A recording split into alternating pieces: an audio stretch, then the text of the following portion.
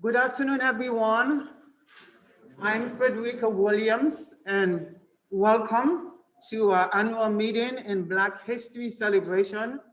But before we start the festivities, I'd like to introduce you to our board secretary, Bianca Perez-Bellier, who will do the welcome and introduction of the board of directors, and then we'll move to the annual meeting presentation. Thank you. Thank you, Frederica. Good afternoon, everyone. Welcome to those of you who are here with me today, socially distanced, and for those who are joining us virtually. On behalf of the chair, Pastor Bell, Vice Chair Eva Clark, and the rest of the board members, I'm pleased to kick off the Black History Month celebration at Whittier. The Black family representation, identity, and diversity is a very appropriate theme. Our community has been through so many challenges and obstacles over the past year. I have a personal COVID story to share. My dad passed away on April 5th, and I was very fortunate to have my sister at Columbia University, along with her colleagues, nurses and doctors who did everything that they could to keep him, to provide the best care. Unfortunately, we didn't have the right guidelines from the federal government. We didn't know the impact of COVID, and he is not here with us today. But what this did was validated my commitment to Whittier and the ability of the community to be able to serve our population. Since its inception, Frederica and the Community Health Center has provided care for the patients who need it the most. And if you didn't know what health disparities were before the pandemic, I'm sure you have a very good sense of what it is now. We have been doing this as a community for a very long time. And unfortunately, that is not the case around the nation. I was very fortunate to have my sister and her friends and doctors advocating for my dad. And we need more people to advocate for the people in our community. I want to conclude by saying thank you, special thanks to every single member of the Whittier community. Their work is outstanding. I am so grateful to be part of this community. They are from the front desk to the nurses, to the doctors, to the lab technicians. Everyone played a significant role in getting us through this pandemic, and it's still ongoing, as you all know. Their efforts have been heroic, and they're truly the fabric of our community. Please enjoy today's event, and I'm gonna hand this over back to Frederica Williams, our CEO. Thank you. Thank you, Bianca. So as you will see I'm going to share the screen for those who are. Michael, where's Michael? Yeah, I want to share the screen. Did you click on that? It's not, the clicker's not doing it. Technology.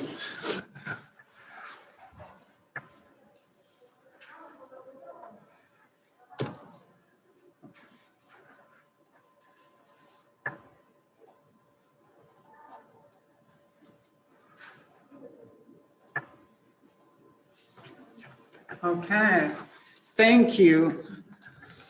This year, 2020, as Bianca said, thank you for that wonderful introduction, unfortunately validated our mission, but it brought attention to what we've been talking about as an organization since we were founded in 1933. So I want to start by saying thank you on behalf of the board of directors, on behalf of the community residents, on behalf of all of us, to our team who stepped up and answered the call. So we thought that the theme for this year was answering the call. Throughout the pandemic, as I mentioned, it actually highlighted, and those of you who are not here will get a copy of our annual report. But throughout the pandemic, we worked to ensure that our vulnerable communities had access to the resources. Who would call a pandemic a silver lining? But we are the half glass full team, where even in the worst of times, we ask ourselves, how can we do better? So we saw this as an opportunity not only to continue the education around racial and ethnic disparities, health equity, social determinants of health, social justice, and the economic inequities, but to step up in a big way for our minority and low-income communities. When the outbreak began, folks were shutting down, and we remained open, because you cannot, in good times, say you're a safety net, and during a pandemic, run away from it. And we had these heroes that we challenged. We didn't have to convince to say, we have to be here as a safety net open. All of a sudden, a majority of patients were being classified as essential workers, and we needed to make sure that they stay safe. So we were able, because we've been on this path of health disparities, we were able to pivot quickly and launch on-site mobile testing. Not only that, we had to expand our food pantry, because in the midst of the pandemic, as people were losing their job, we saw food insecurity increasing. We also had to launch contact tracing and our neighborhood trauma team. Many of us are traumatized from what happened through the pandemic. What's more, our seniors were trapped at home. I will say that I love being in healthcare. I love being in social justice. This is a civil rights organization, but I was thrilled to have a job that I could get out of the house. But can you imagine that? And I didn't realize that Sundays were so long until the pandemic, because then I didn't have my gym, my church, and all the rest of it. And by Monday morning, I was eagerly running to be here. But think about our seniors. Many of them are already socially isolated. So we expanded our medication delivery. As we were seeing the deaths and the mortality and the morbidity from the pandemic, we knew we didn't have to be told who would die. We knew that our brown and black people would be the ones that would perish. And as Bianca said, in the midst of this, we are also hearing personal stories from people that we knew. So as we were going through this, Bianca was sharing the stories of her dad. So we launched mental health groups that had an Afrocentric theme. We call them divas and bros. And the whole idea was to instill resiliency, self-determination in an already resilient and self-determined community targeting our BIPOC. Our first responders and essential workers, as we said, became essential workers. So we launched an emergency childcare. That for me was the best, because we had these cute little kids here that I could mother, all of us could care for, so that their parents could go out to work. Another vulnerable population are LGBTQ youth. We're also struggling in minority communities, struggling with exclusion and stigmatization. Our youth were learning remotely in a digital divide. Not everybody has access to the internet, so people were struggling. So I say all these things that we're already doing. We have 40 programs and services. Some we had to pivot.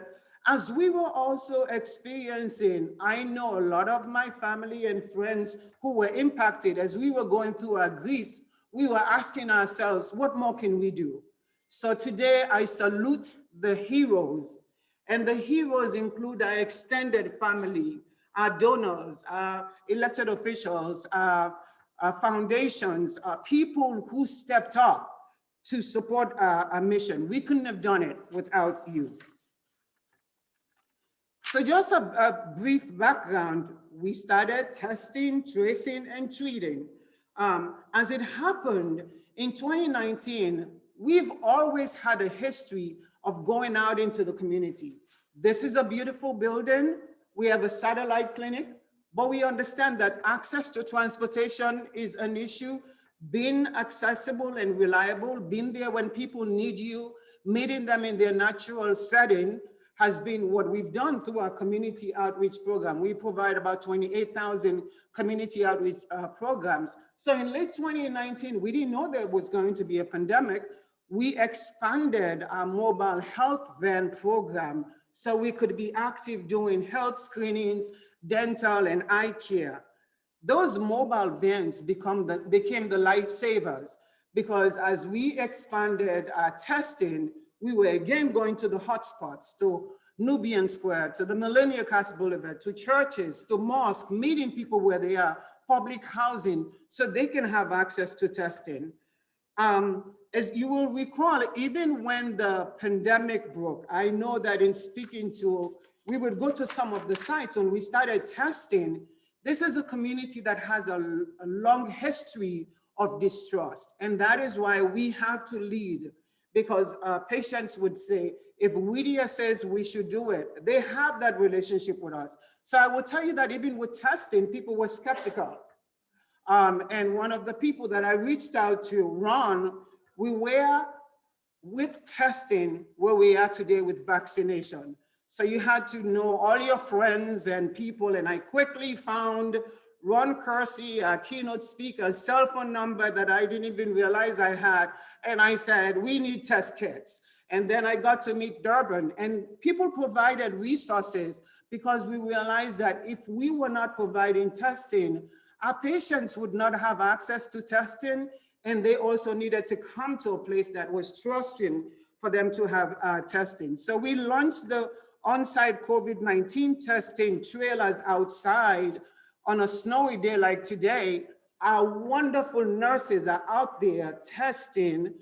We've tried to make the testing heated and all the rest of it, but you know, we launched that. We also helped to staff the Boston neighborhood trauma team. As violence continued, people continue to live in unsafe conditions, even in the midst of the pandemic. And that team there is led by our Vice President of Programs and Services, Christine Pajurillo. In the wake of the violence that erupted out of the anger around George Floyd's unnecessary killing, we had to have ambassadors out there to work with people who were traumatized. For a while, any of us, I'm a mother of 3 sons, none of us could watch those 7 minutes for any long, because it was figuratively the neck all of us have had on, the knee all of us have had on our necks that was visually being shown to us. So we had to, as we were grieving, also understood where our community was coming from. All through testing, tracing, and treating, as good as we are, we cannot be all things to all people. And we are blessed to have a village of, so I would say an empire of supporters who banded together, our community leaders, our faith leaders, Governor Charlie Baker, Mayor Matty Walsh, Boston Medical Center, the Boston Public Health Commission, the Health Resource Services Administration, the Massachusetts Emergency Management, the Boston Foundation, Direct Relief, lots of people that are on this list believe in our mission, Quest Diagnostics, and came together and supported our outreach efforts. We were able to launch the mobile testing van, 2 of them going to different locations, sometimes to Prince Hall or going to different public housing in partnership with the Boston Public Health Commission. And when I get to the number, within about a 7-month period, our nurses were able to provide close to 40,000 tests, both on-site and off-site. And our contact tracers were able to provide 18,000 contact tracing. more and more we're hearing about the challenges of Black and Indigenous people and Latinx people in this country. And we've seen, more likely to live in unsafe conditions, send their children to less resource schools, have no access to the best quality of care. And we saw this highlighted, magnified in a big way in 2020. So we wanted to share our Whittier journey through the lenses of some of our families. So meet the Carters. The Carters are a family of people who come to Whittier for a wide range of things. Okay, good. I need my glasses too. But no. The Carter are a group of people who come to Whittier for a wide range of issues.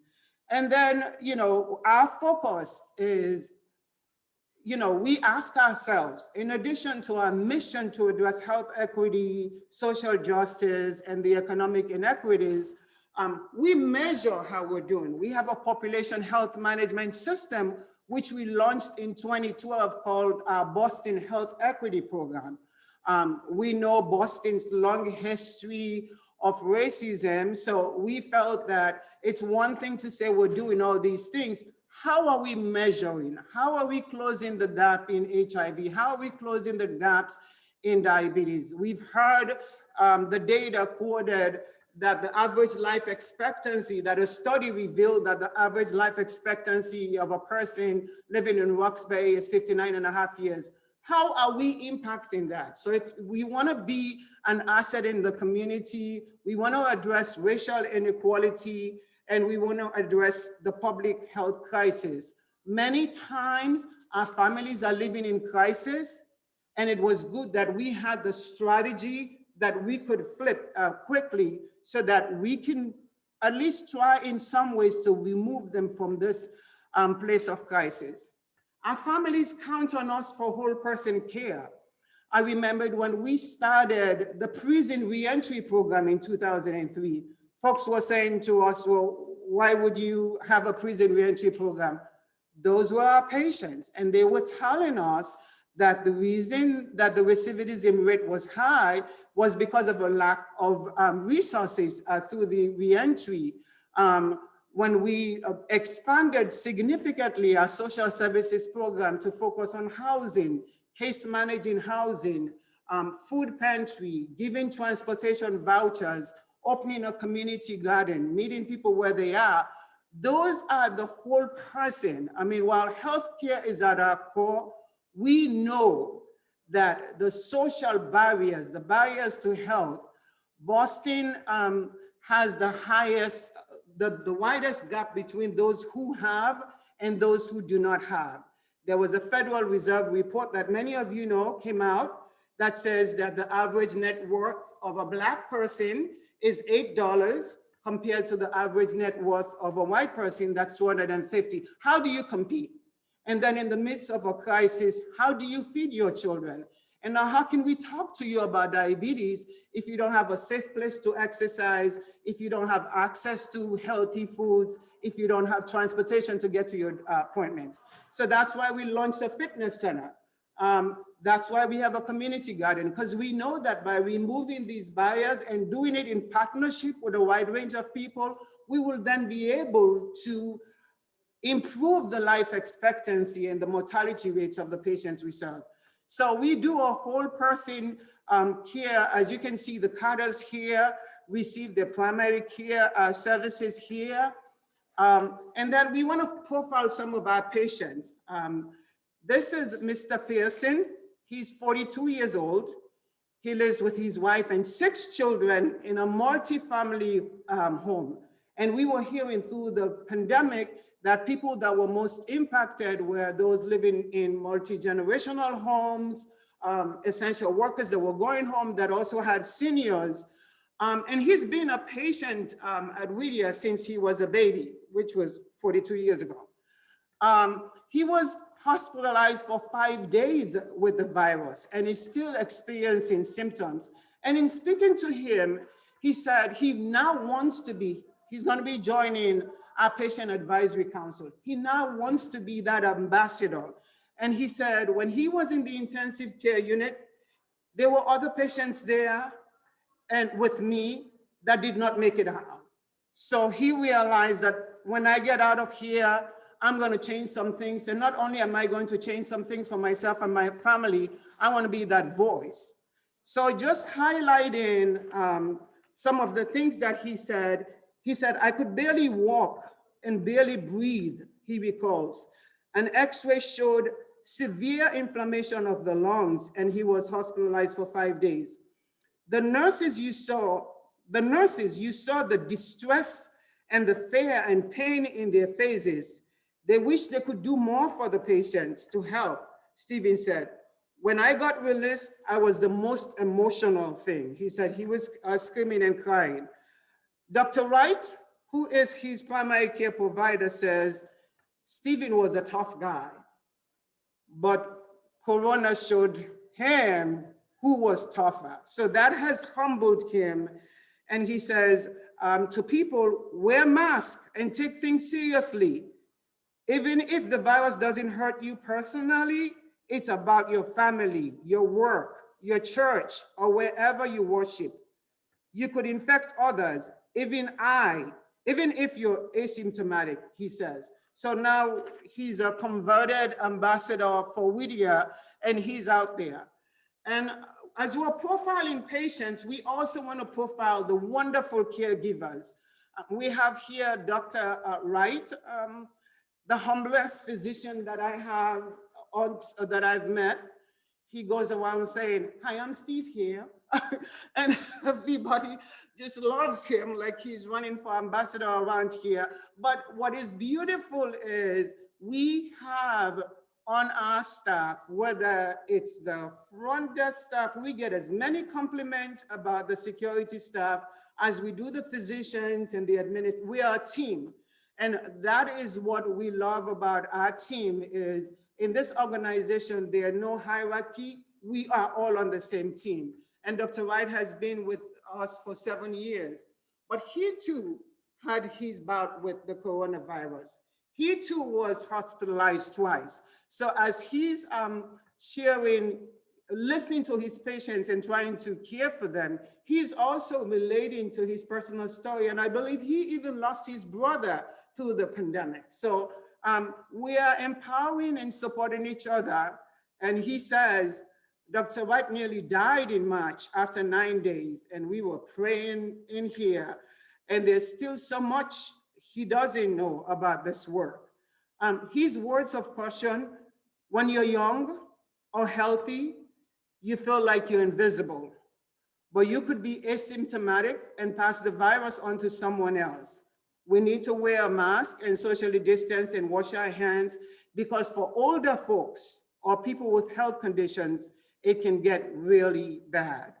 So, he has a lot of respect for patients. We serve people from 25 different countries. People come to us with their health beliefs. I have mine. I share them with him, and he looks at me, and respects that. And then we teach them what to do and how to stay healthy. Ana Rodriguez is a 24-year-old with a bachelor's degree who lost her job in the midst of the pandemic. So she came to Christine Pajarillo for individual counseling. And he talks about being an Afro-Latina and struggling between her authentic self and being in the professional world, which many of us can relate to. And she said that she's feeling empowered in the midst of this crisis, and that she's using this time to learn how to exist. Hopefully she'll learn how to thrive. I have a lot more control over my emotions and circumstances. So she's working with Christine and building and growing as a potential young leader. She moved home, and we're giving her the tools. She said, I want to be as authentic as I can with all of my vernacular and slang. I don't want to have to go into my academic self to be accepted, to be hired or even liked. So she struggles, and that's we're building those self-esteem that many of us women of color or people of color struggle with. I mentioned the Divas and Bros, the BIPOC support group.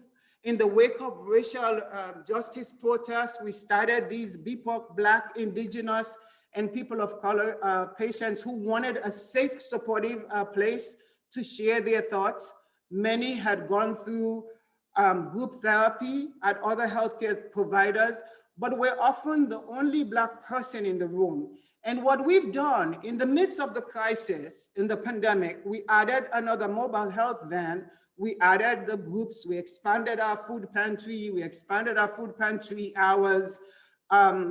We also expanded these groups. We hired more people in mental health and substance abuse, because that is what we were hearing from people. And as Christine Pagliarello said, this is a healing environment for Black and Brown people. It's about understanding your trauma and feeling validated that your experience is real. And more than 90% of our providers in our mental health and substance abuse are people of color, because with the cultural stigma around behavioral health, we want to remove that less barrier.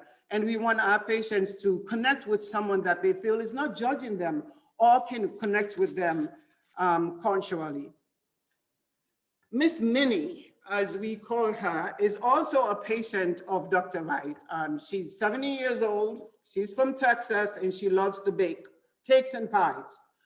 She receives her primary care here, grief counseling, because she's experienced losses as well, and cancer care. And she said that through the pandemic, she could not host her Atlanta-based grandchildren over the summer, a cherished annual tradition for her. But the pandemic has humbled her, and she's found reliance in her faith. And now she can sit down and read and meditate on her faith. So Dr. Wright cares for Miss Minnie, whose son died in 2012 from a heart attack. And then 2 years later, her daughter died of aneurysm. Just as she was getting back to life, she celebrated 25 years of being clean in January of 2020, and then the pandemic broke. What we were hearing from a lot of people who suffer with the disease of substance abuse, the pandemic has been a very difficult time due to the social isolation. Recognizing all of our staff, we have a trooper, and she's out there doing vaccinations. And Melissa Liston is our director of nursing. Melissa Liston was a young single mother, and she exemplifies who WIDI is about. She exemplifies our patients that we nurture and help them see their potential. And she always knew that she wanted to do this work, and has, she said, I've cared for kids who asked me about being a nurse, and she's mentored other nurses, and she's been here for 14, going on 15 years. And her frontline wisdom is when COVID-19 hit, it was like a call to action to use everything we've ever learned. We're caring for patients and even other colleagues as well, because we were seeing that people were also, as I mentioned, traumatized by what they were experiencing at home. So just quickly, we served 38,408 people in fiscal year 2020. 43% were men, 57% are female. We are the only health center in the nation that I know of that has a significant representation of men on our patient panel.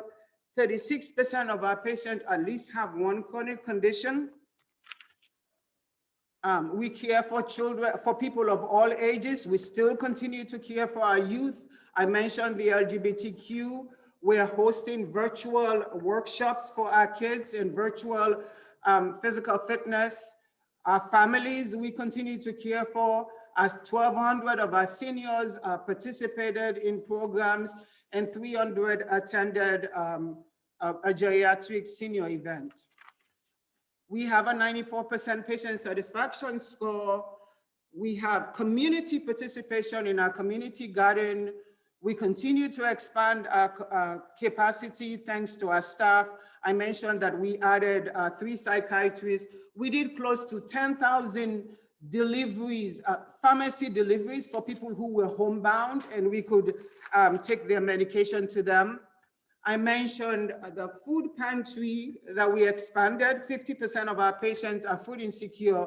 And before the pandemic, we only provided care, access to the food pantry to our patients. And during the pandemic, we expanded it to everyone and expanded the hours. 90% of our patients live below the federal poverty level. Even in the pandemic where we had to cut back, we provided 102,000 clinic visits. 38% of our patients are Black, 32% identify as Hispanic and Latinx. I mentioned that we did 38,000 COVID tests within a 7-month period and 18,720 contact tracing, which was very important because people needed to hear from community residents that they can relate to. We received a lot of recognition, NCQA. We were certified for our behavioral health integration in primary care. Luckily for us, the Joint Commission showed up in January. The pandemic broke in February, so we received our accreditation. For the second year, there's an organization in Denver that rated us as a leading rehab, drug rehab. The American Association, the American Heart Association for our blood pressure, top 100 women-led business, and the Harvard Extension Alumni Association. I mentioned that we talk a lot about our patients, our employees, and our donors. And this year we chose to profile someone who's worked with me for 25 years. He's the executive vice president of Eversource Energy that provides quite a good amount of resource for us. 62% of our revenues are from grants, contracts, and donations. So we need friends like Mr. Nolan, Joe Nolan. And he's been, he said Whittier has been close to his heart for 25 years. Each time he visits, he's stunned by all of the new and positive things that are happening. It feels good to give to Whittier because he knows that his contribution will be put to use quickly. Whittier helped Boston flatten the curve by delivering free COVID tests to thousands of people, and Whittier expanded its food pantry. No matter who you are or what you need, the Whittier team cares about you and will do whatever it takes to help. To me, he said, Whittier is not a charity, but a living, breathing embodiment of our shared humanity. That's what makes this organization truly special, and we're grateful for that. Our financial profile in the midst of the pandemic, we provided $3.6 million in free care. 100% of our social services are free, as I mentioned. And as nonprofits, when I'm meeting with donors or corporate leaders, you're telling them all these compelling stories. People want to know that you're viable, that you'll be here after the pandemic. So we take pride in not only doing good work, but also having sound financial management, strong leadership, dedicated staff, cross-sector partnerships, and generous support of donors. And we ended the year with a surplus of almost $400,000, which we will reinvest back into the organization. And that is a big fit, especially at a time when a lot of organizations are struggling. So I want to stop by saying thank you to my wonderful village of supporters, our board of directors, our president's advisory council, our senior leadership team, all of the staff, from the security to the IT, to the photographer, to everybody, to all of our friends in the neighborhoods, to all of our community leaders who push us and challenge us to do more. We couldn't have done what we did in fiscal year 2020 without this combined support. So it was another incredible year. To go back and look at it, it's exhausting, but it has just reinvigorated us for many more challenges to come. Thank you. That's the end of my annual report update. So,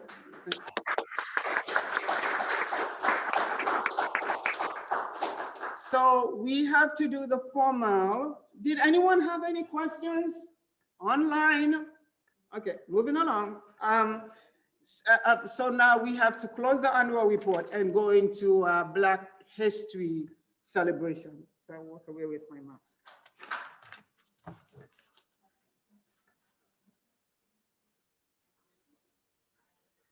Before I close the meeting, for those of you who attended a little later, just 3 key takeaways.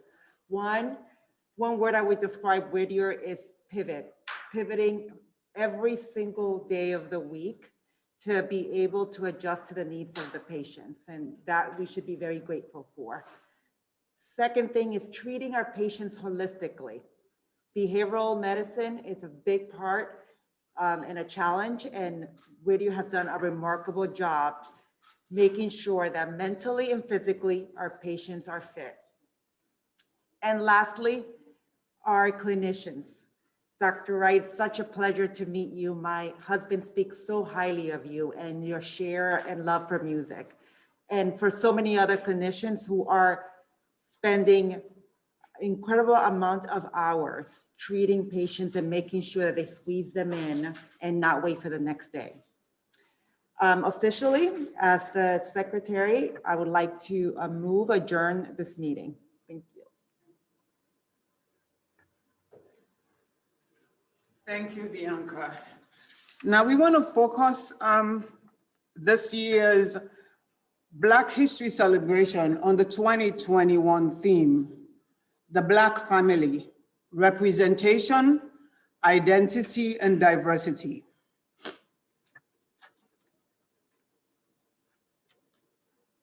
It is now my pleasure, first of all, before we go into the theme, to introduce to you our keynote speaker who you'll hear from in a few minutes, Mr. Ron Coursey, who is at Quest Diagnostics, who will be receiving a Black History Month award at the conclusion of his remarks.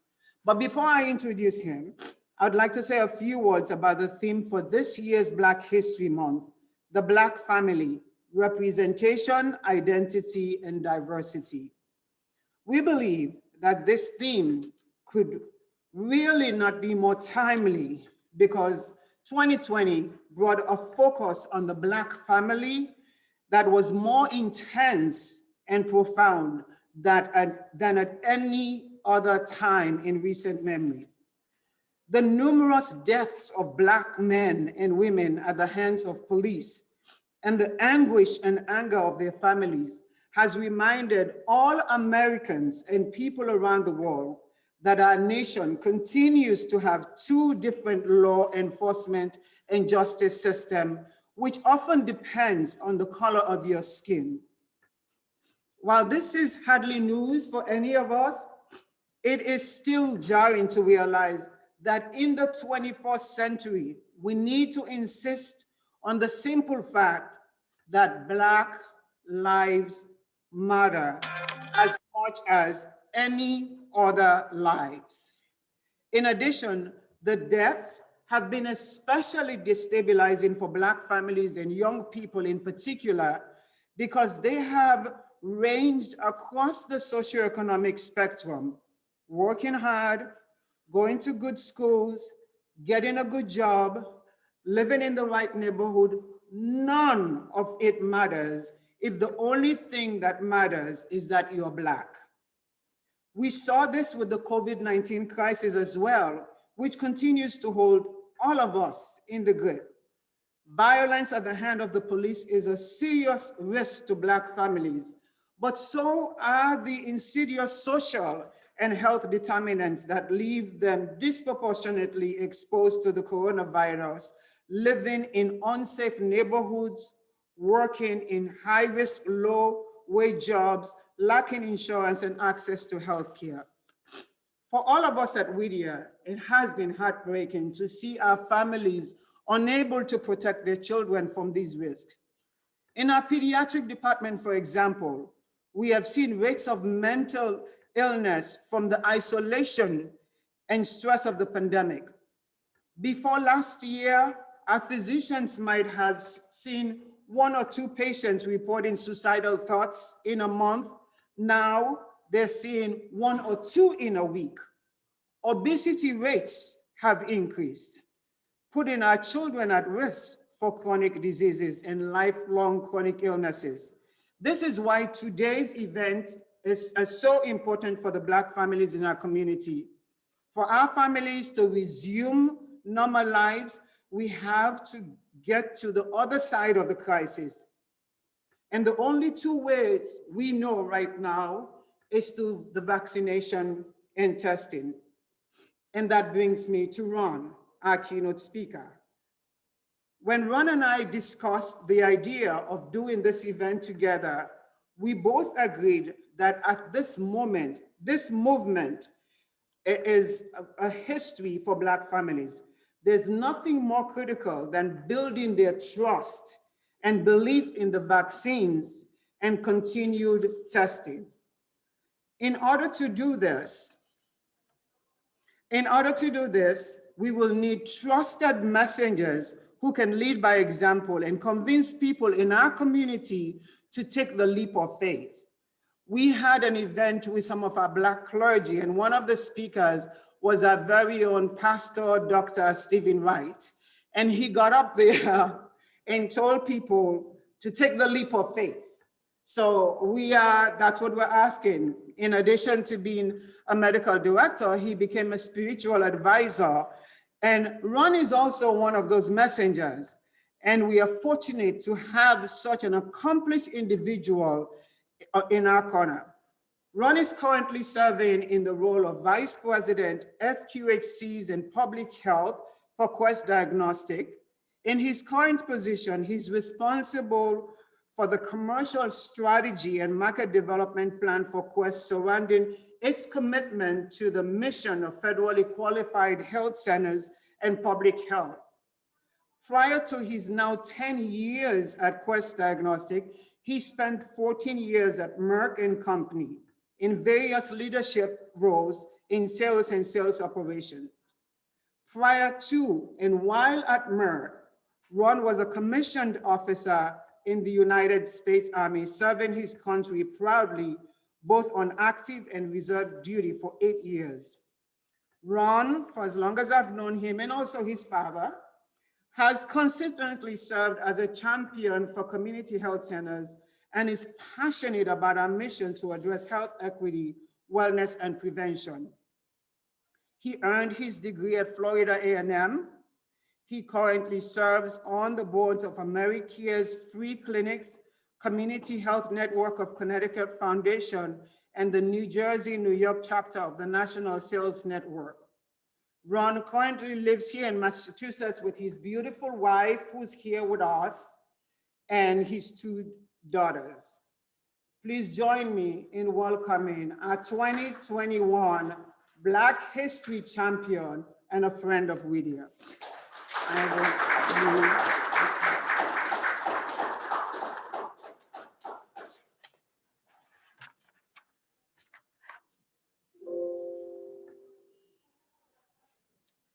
Good afternoon, everyone. Thank you very much for that introduction. We have a fabulous CEO, president of this wonderful health center.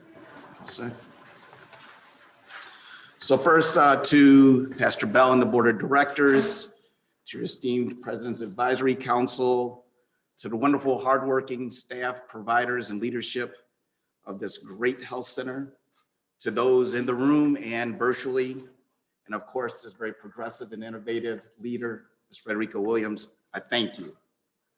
I thank you for this opportunity to participate in today's Black History Month celebration. I thank you for the opportunity to represent my company as a committed long-term partner in your mission and in your health center. Quest Diagnostics thanks you for allowing us to treat every specimen, every patient's testing need, as if it was one of our own family members needing that test. And we thank you for that privilege. In the announcement that went out last week, there was a reference to a study Quest Diagnostics sanctioned through the Harris poll entitled COVID-19, Magnifying Racial Disparities in US Healthcare, which revealed the racial divides and perceptions of access to healthcare and trust during the pandemic.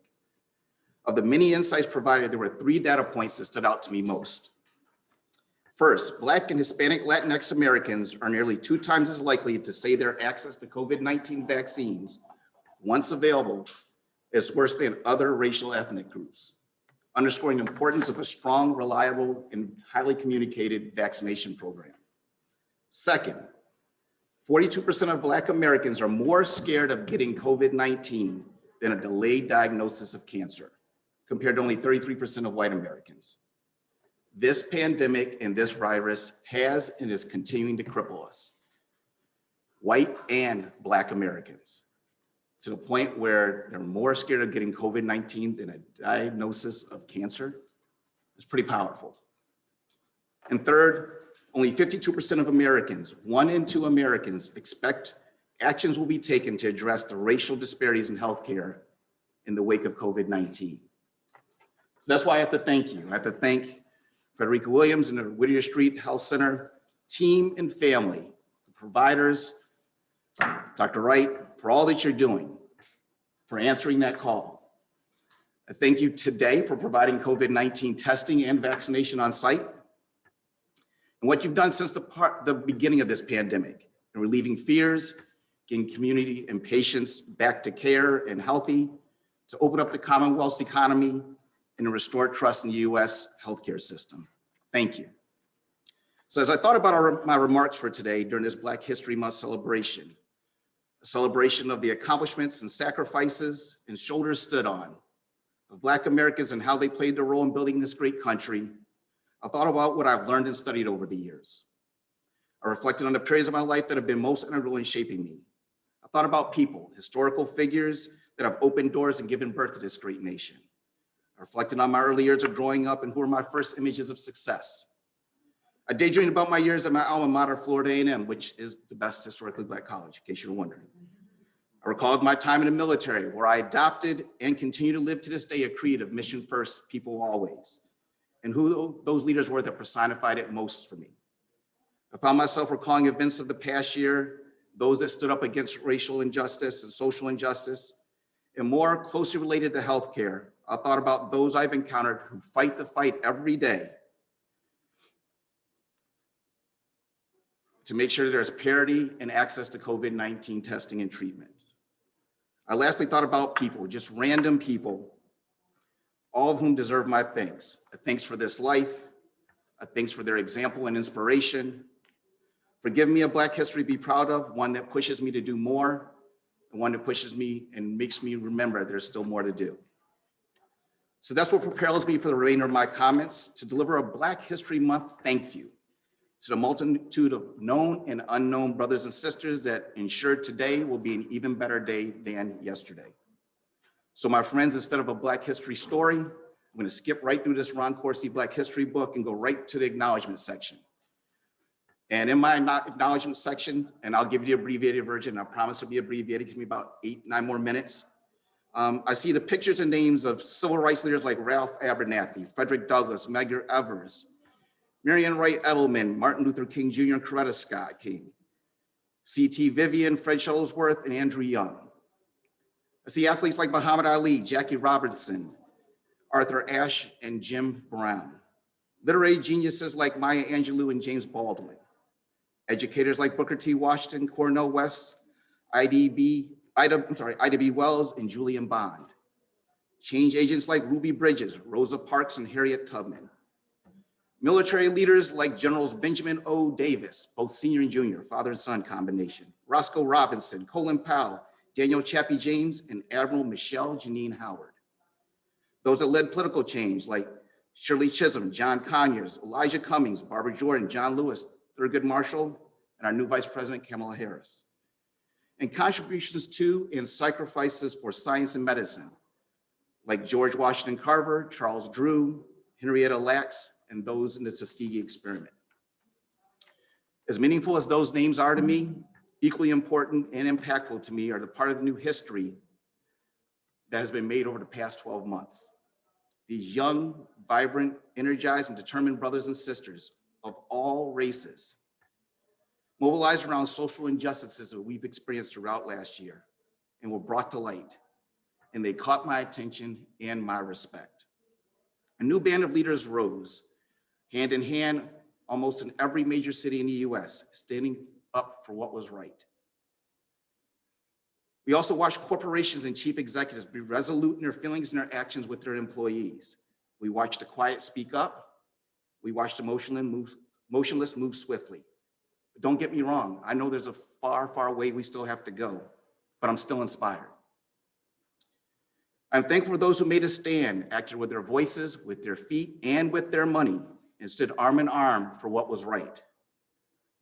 I will add how proud I am of my own employer, Quest Diagnostics, who announced at the end of last summer our commitment and our dedication and our declaration called Quest for Health Equity, and with it a $100 million commitment to testing and support to fight healthcare disparities, social determinants of health, and to play our role in providing access to high quality care, healthcare, and resources. So thank you to Quest. Thank you for the commitment. I thank my colleagues and friends for empowering me to lead our company in strategy and our investments in community and public health. On the healthcare front, I couldn't be more inspired by what the Frederica Williamses of the world have been doing to help eliminate some of the healthcare disparities that exist and help to improve access to care. And though the staff and providers here and at the nearly 1,400 health centers across the US will tell you so much more is needed, we all know that care delivered here is of the highest quality. Community health center movement has been the most impactful and most important parts of my career. And I thank the many health center leaders and mentors that have introduced me to this. And those hundreds of thousands of providers and leaders and staff and volunteers that make care accessible and life-changing within the full community health center movement. All of you are on my page of acknowledgements, and I thank you. So I'm going to wind it down and close with two very personal thank yous, two that I can't ignore. And though I have a lot of friends and family that I should be acknowledging, I'm going to just focus on these last two as I wind down. One will be who I attribute to my personal growth, and the second thank you will be the person I attribute to has helped me most professionally. First, my personal growth, my heroes, obvious but unknown to many people in this room, are my parents, Ron and Dolores Coursey. My father, a retiree of the US Army and civil service and corporate America, but still working to this very moment because he can't sit still. Was a man to be proud of. Small town Missouri guy, born of parents who were educators that were not only the teachers, but also principals in a school that most Black people, the only school they could go to in Missouri. He went on to Lincoln University, pledged Omega Psi Phi, which he's extremely proud of, and went on to the Army and met and married my mother. My mother, Dolores, a fiery, fierce, and funny woman from Mississippi, who graduated from the University of Minnesota at age 20 as a medical technologist, worked in labs all her life, even working at a community health center, a connection I didn't make until I got this role. I learned many things from them, like scholarship, determination, love, service, and sacrifice. And most of the things I attribute to how I should be as I grow up. I don't think I ever thanked them publicly. My mother, God rest her soul, I think she knows though. But my father, I think I better call him tonight. And I thank both of them for starting my Black history story and for all that they've been for my three siblings and I. The second thank you and acknowledgement is for the professional me, the largest impact on why and how I operate. Any success I had has been inspired by this person. My whole being for the past 20 plus years of my professional life, I owe to this person. The best coach, hardest worker, most insightful leader, and the best cheerleader you will ever meet. As far smarter, more accomplished, and significantly more talented than I can ever imagine. A jewel of a person, as beautiful inside as she is outside. Likely unknown to almost everyone listening, but someone who on this day in Black history, on February 9th, celebrates her birthday today. And I'd like to introduce you to her. That's my wife, Michelle Coursey.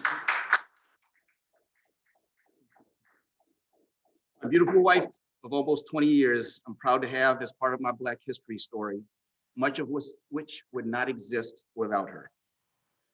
Whoever said back in the day, behind every man is a good woman, definitely had it all wrong. In my experience, it's more likely every man that thinks he did something, there's a woman that was pulling and pushing and kicking and sacrificing everything just so that fool could get along. And that's what Michelle is for me. She's why we have two wonderful daughters, why we made it this far, and why I'm here today. Michelle, I love you very much from the bottom of my heart, and thank you for being that rock, that lighthouse, that blanket, that thermometer, that counselor, and that wonderful, caring person. Thank you. So now my last comment. Let us not only celebrate those that are listed in the history books or on TV, let's also make sure we acknowledge those that are creating this history today, that are adding to our story, those that are answering the call, those many unsung heroes in our communities, in our churches, in our schools, and even some of our favorite restaurants. Some that are now called key and essential to our infrastructure. Let's remember them, let's celebrate them. Let's help them continue our rich and beautiful history. I thank you for your ear, your time, and your patience. God bless, and have a good afternoon.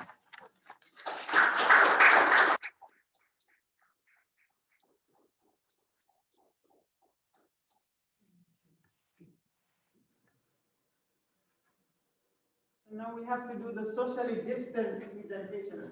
Michael, can we get back on the camera? You can put the black. Yeah. So. Yeah, what was here? Yeah, so you stand there, okay.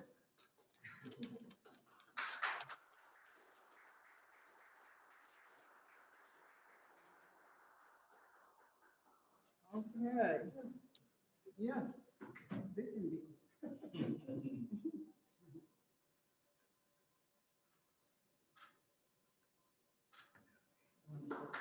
Thank you, and the boxes are here. Thank you.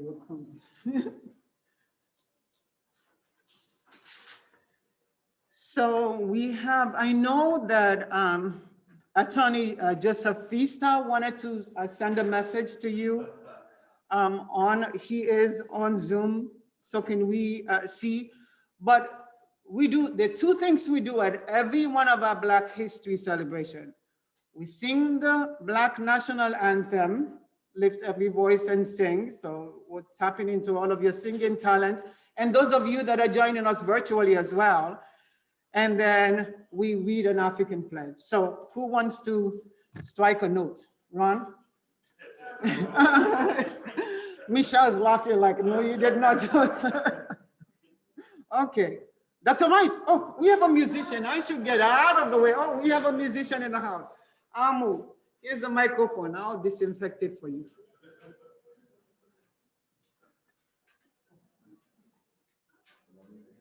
Okay, yeah, go ahead. It's something we can do, yeah. Yeah. Mm-hmm. Come on, you can. Let every voice as sing till earth and heaven ring. Okay, can we no, we can't do a cappella today. Can we join in sing? No, go ahead, you can sing. Lift every voice and sing Till earth and heaven ring. Ring with the harmonies of liberty. Let our rejoicing rise high as the lessening skies. Let it resound loud as the rolling sea. Sing a song full of the faith that the dark past has taught us. Sing a song full of the hope that the present has brought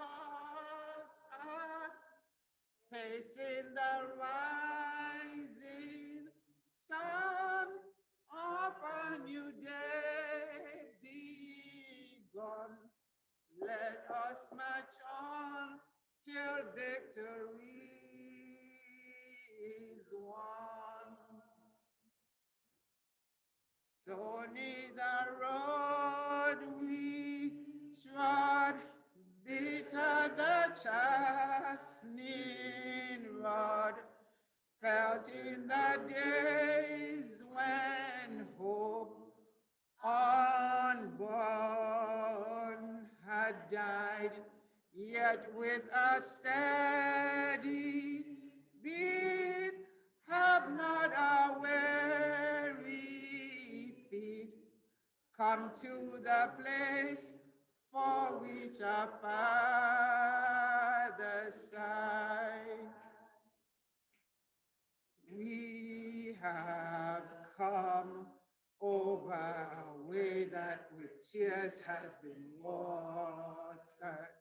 We have come treading a path through the blood of the slaughtered, out from the gloomy past, till now we stand at last, where the white gleam of a bright star is cast. God of our weary years, God of our silent tears, thou hast brought us thus far on the way. Those that night thy might let us Unto the light, keep us yes, forever in the path we pray, lest our feet stray. we stay from the places where we meet them. Lest our hearts feel like the wine of the world We forgot thee. shadowed beneath May hand, may we we forever forever stand stand. May we God true true to our needed. So now, as a people of African descent, that's all right, we have an African pledge that we will read. It's right on the screen. We do this every year. We are an African people. Read with me. We are an African people. We will remember the humanity, Humanity, glory, and suffering of our ancestors. We will honor the struggle of our elders. We will We will strive to bring new values, new life to our people. We will Have peace and harmony among us. we will We be will be loving, loving, sharing, and creative.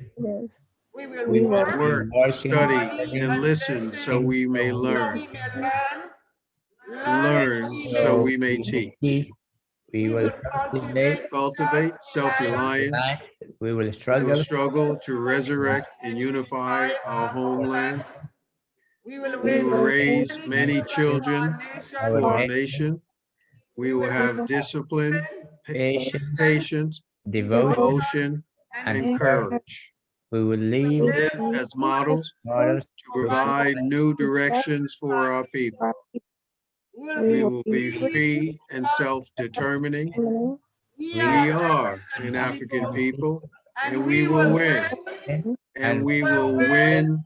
And we will win. Amen.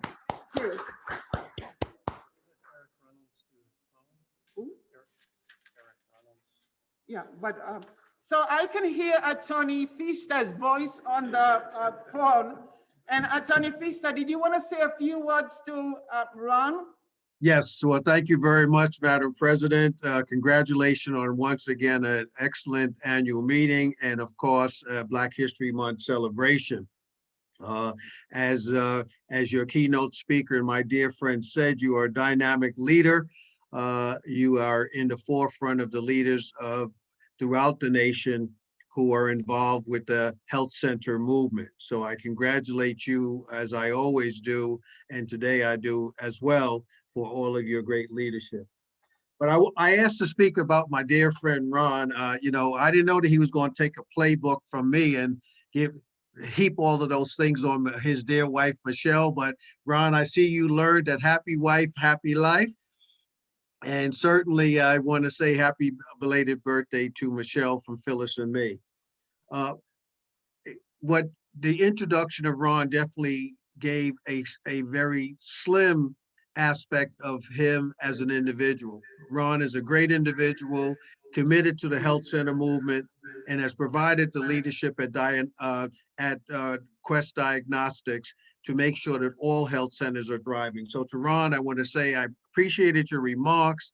I want to thank you, my brother. Congratulations on being the keynote speaker at this great institution, and for them honoring you as well with the award. So again, my friend, take care. God bless. Good health. Thank you.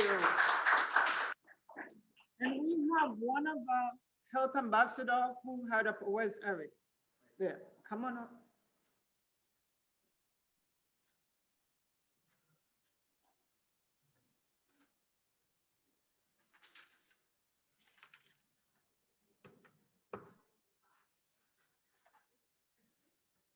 Hi, everyone.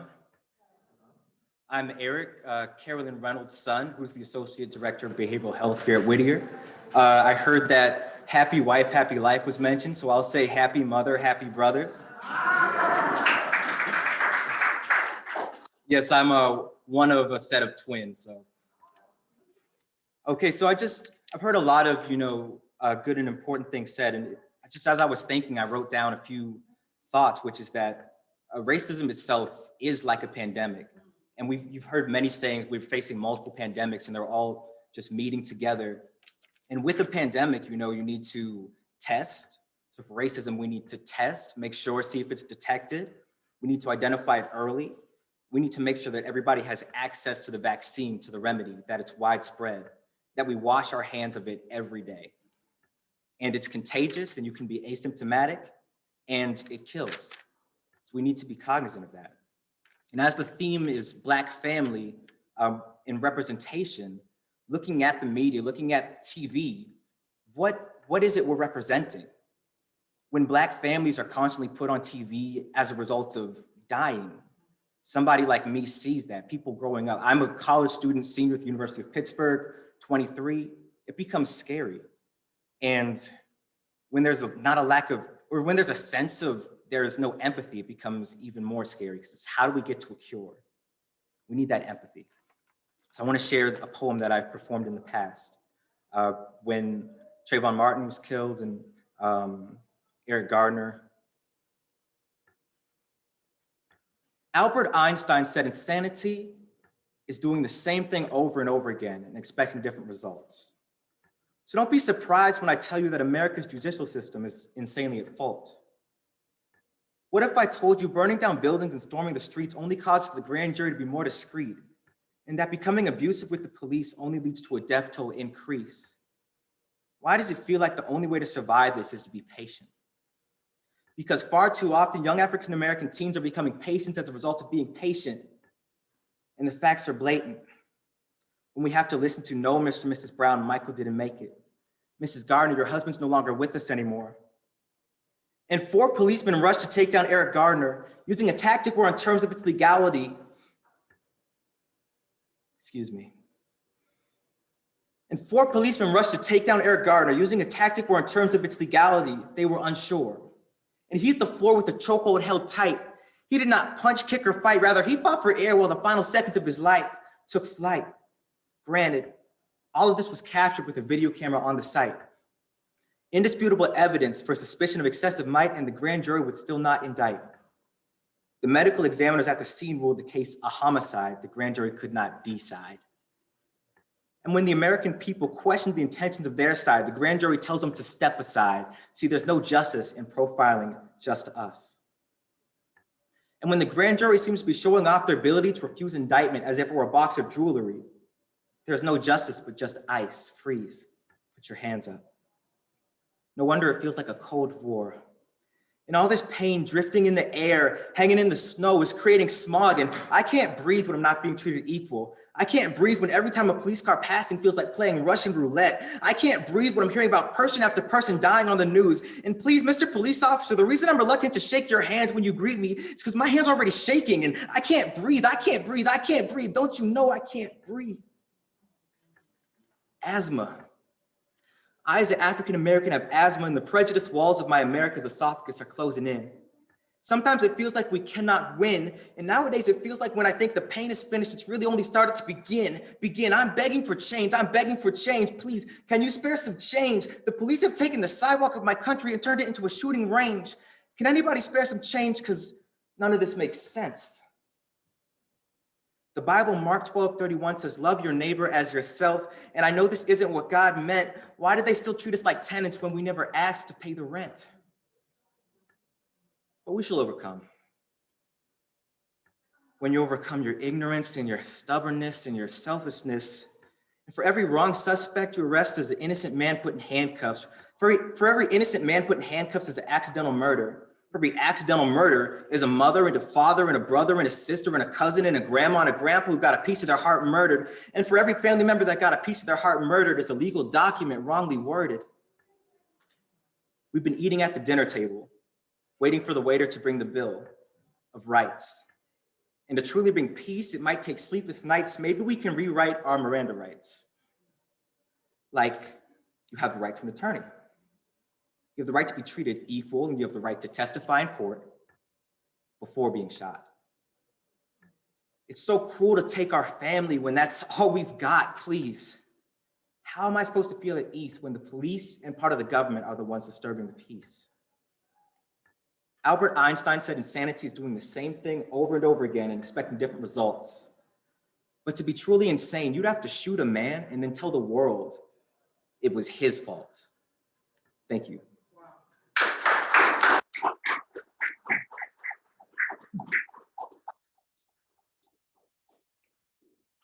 Thank you, Eric Reynolds. So happy mother, happy son. I'd like to introduce Carolyn Reynolds. Carolyn Reynolds is an associate director of behavioral health, and she works with a challenging group of people, mental health and substance abuse.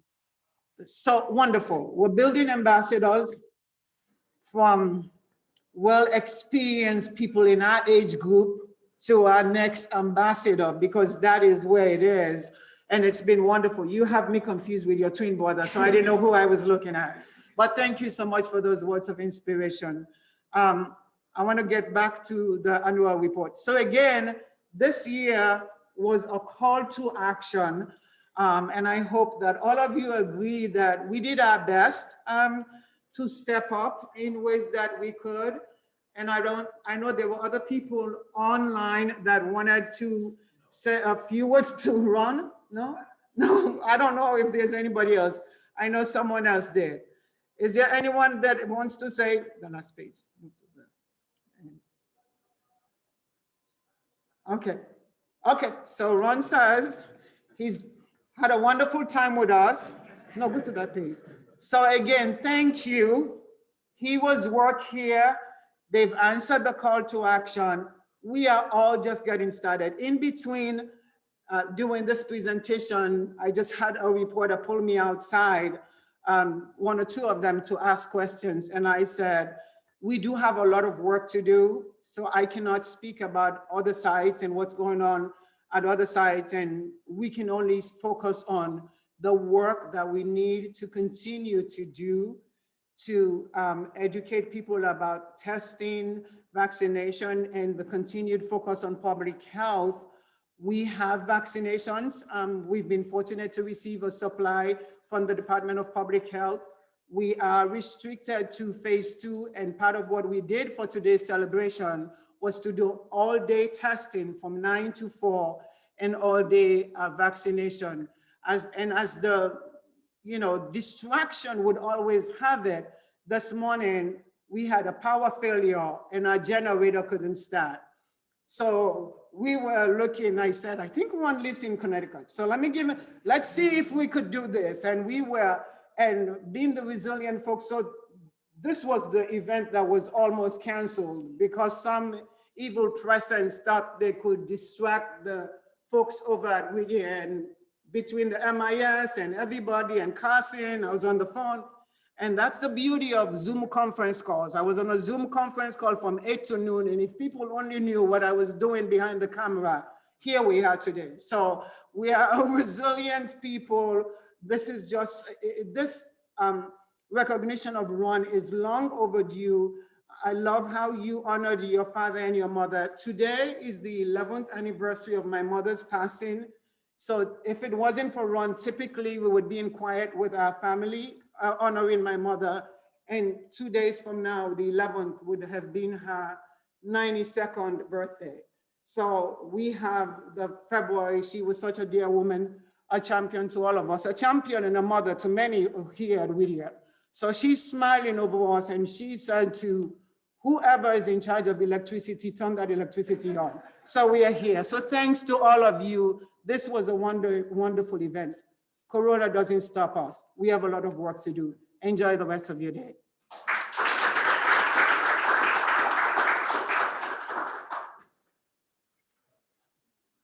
They set up here.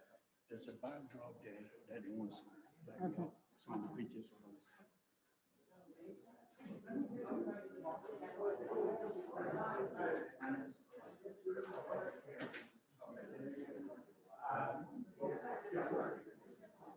Thank you. Bye-bye.